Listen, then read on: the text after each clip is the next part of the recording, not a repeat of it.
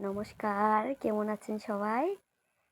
আমার ছোট্ট নতুন একটি ব্লগে আপনাদের সবাইকে স্বাগতম। এটা আমাদের গরু আর বাছুর। মার কাছে যখন বাছুরটা থাকে এভাবেই আদর করতে থাকে, আর দেখতে খুবই ভালো লাগে।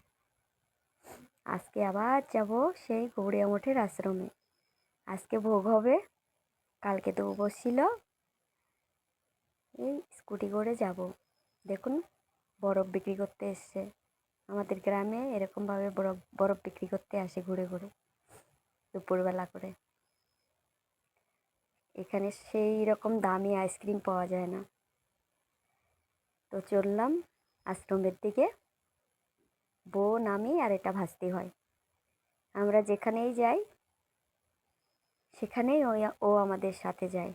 নিমন্ত্রণ হোক, পুজো বাড়ি হোক, বিয়ে বাড়ি হোক, সব জায়গাতে যায়। মেলাতে আমাদেরকে খুব ভালোবাসে। এটি একটি প্রাইমারি স্কুল। চলে এলাম মন্দিরে। আজকে আর সেই আরতি দেখতে পেলাম না। 10 মিনিট আগেই নাকি শেষ হয়ে গেছে। সবাই বলছে এত দেরি করলে কেন, আগে আসলে তো আরতি করতে পারতে। বোনের অফিস ছিল বলে আগে আসতে পারিনি। আমাকেও রান্না বান্না করতে হলো বাড়ির, নাহলে বাবা মা কী খাবে। আরতির শেষে সবাই এখানে গাছের নিচে বসে হাওয়া খাচ্ছিল। আমি আবার এদিকটাতে এলাম। এত সুন্দর হাওয়া বইছিল। আর দেখুন বাঁশের পাতা নড়ছে, ঝরঝর করে আওয়াজ করছে। এগুলো সুপারি গাছও নড়ছে। এই যে ভাস্তি, ও প্রসাদ খেতে খুব ভালোবাসে। ও আজকে আমাদের সাথে আসবে বলে স্কুল যায়নি। এখানে লেবু কাটা হচ্ছিল, খেতে দেবে। তারপর প্রভুর মুখে একটু কৃষ্ণ কথা শুনলাম।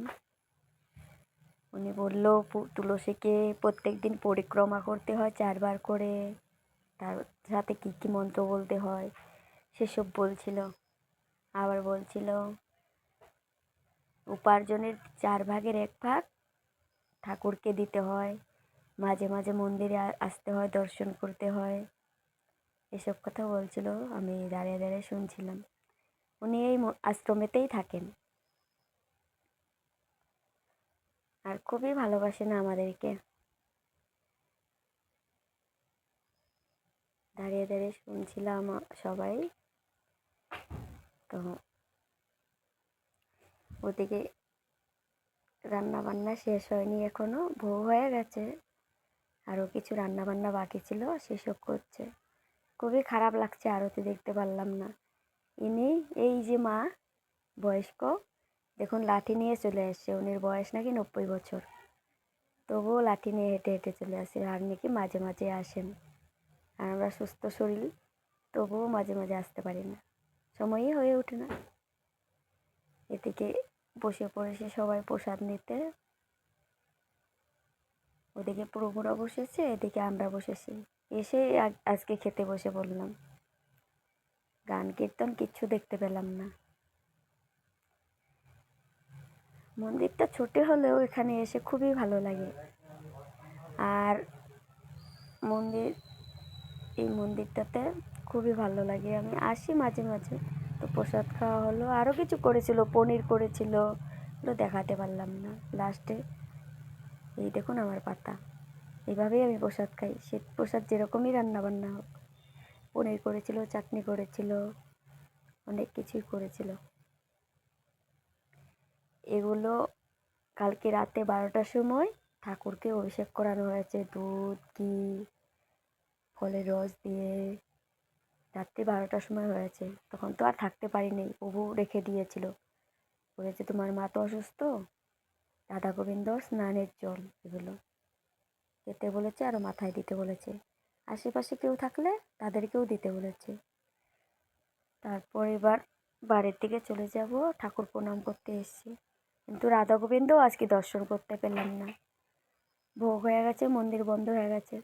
আবার বিকেলে খুলবে, তখন আরতি হবে, তার আগে আর খুলবে না। তারপরে তুলসী গাছে প্রণাম করলাম। এবার যাব বাড়ির দিকে। এটা মন্দিরের গেট। আর অনেক প্রসাদ দিয়ে দিয়েছে মার জন্য। ঠাকুরকে যেই ভোগের থালাটা নিবেদন করেছিল তার অর্ধেকের বেশি মাকে দিয়ে দিয়েছে। বলেছে মা তো অসুস্থ, এই প্রসাদটাই খাওয়া উচিত। ভক্তি করে। তো এবার বাড়ির দিকে যাব। বাইরে থেকে মন্দিরটা এরকম, এটা হলো গেট। তো জন্মাষ্টমী আমরা এভাবেই পালন করলাম।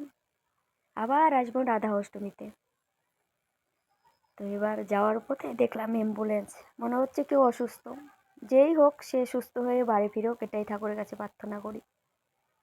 আমাদের গ্রামের রাস্তা আমার খুবই ভালো লাগে, খুবই। দুদিকে গাছপালা, মাঝখান দিয়ে রাস্তা। স্কুল ছুটি হয়ে গেছে, সবাই বাড়ির দিকে আসছে। আবার চলে এলাম বাড়ির সামনে।